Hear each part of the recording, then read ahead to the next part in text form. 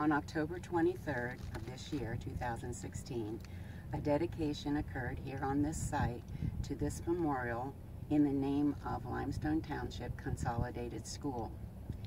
My name is Shirley Schuyler Yost, and I was Master of Ceremonies at that event. The program included an opening by the California Grange chaplain, Wanda Schreck, and was followed by Dale Deal, who originated this idea and brought it to fruition. He explained how it came about and what the steps were to bring it to the point you see now, this wonderful memorial.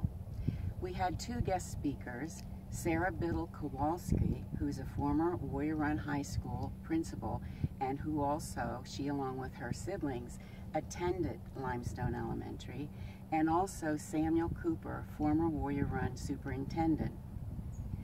Also, there were various neighbors and former classmates, school children from the school, which dated way back into the 1930s. It was followed by the reading of a poem written by and delivered by Dale Deal, A Simpler Time. The formal dedication of the memorial then took place, and it was closed out with a devotion by Wanda Schreck.